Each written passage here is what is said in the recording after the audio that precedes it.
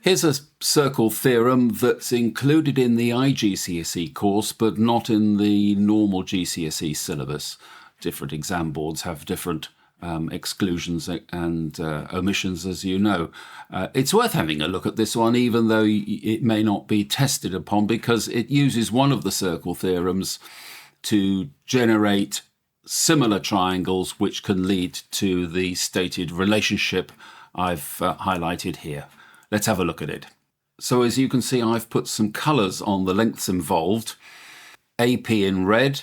If you multiply that by the blue distance PD, it equals the distance BP, the green distance, multiplied by the yellow distance PC. How do we prove it though?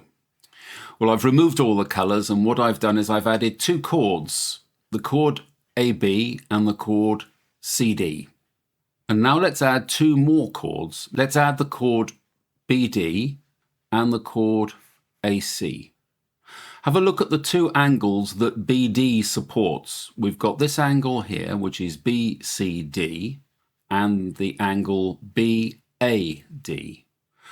Because those two angles are subtended on the same chord of BD, they must be equal. And it's these two angles here.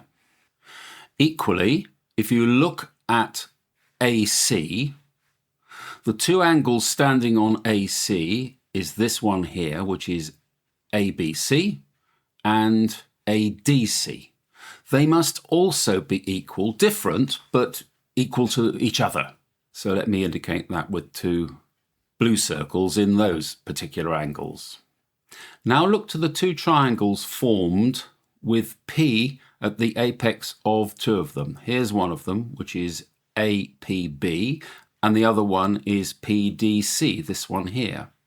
These two angles here, the third angle in each of the triangles made up of yellow and blue, must be equal because they are opposite angles.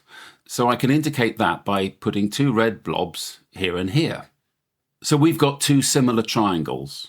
Let's assume that the length scale factor between the triangle ABP going to CDP is equal to, let's say, a constant K. Okay, let's clear the decks of a couple of lines to make this really very clear. Here are our two similar triangles with the angles indicated as in the three coloured blobs. So I can now write down a couple of equations between the two triangles involving K. I can say that AP, which is from the yellow angle to the red angle, must be equal to K times PC. Turning to another pair of lines, the line from the blue angle to the red angle, which is BP, must be equal to K times the equivalent on the other triangle, which is PD. So from this top equation, we get that AP over PC equals K.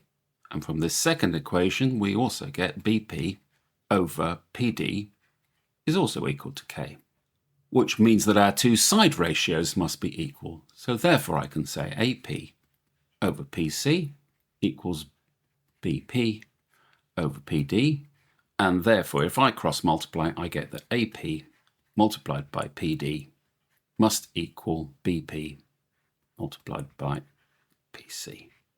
And that's what we set out to prove. The other version of the theorem is where you have the meeting point of the two chords outside the circle. So let me add colours again to this to show you what's going on.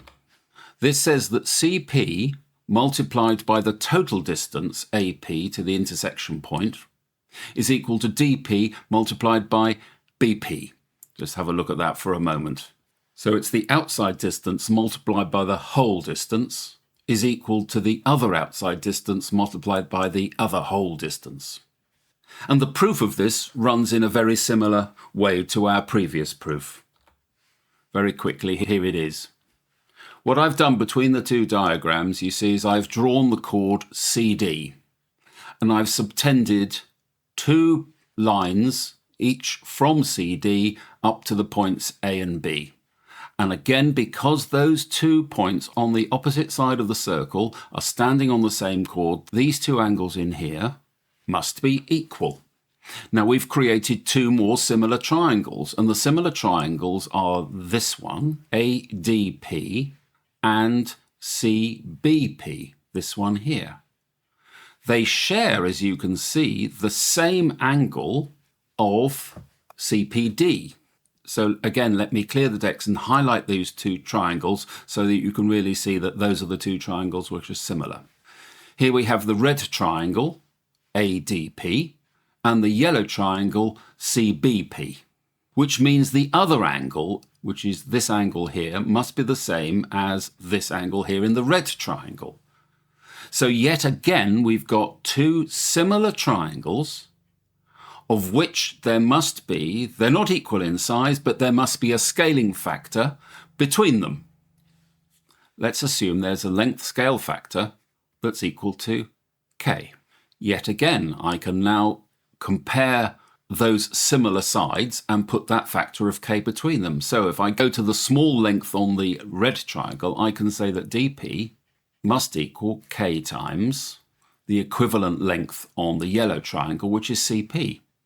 Equally, now if I take the longest side on the red triangle, which is AP, that must equal k times the longest side on the yellow triangle, which is BP. Yet again, you can see we've got a common factor of k, so I can say that dP over CP must equal AP over BP. And again, if we cross multiply, we get dP multiplied by BP must equal AP multiplied by CP. And you can see, therefore, even though I've got the sides swapped and the terms in a different order, these are one and the same. And we've proved that theorem. And there you have it.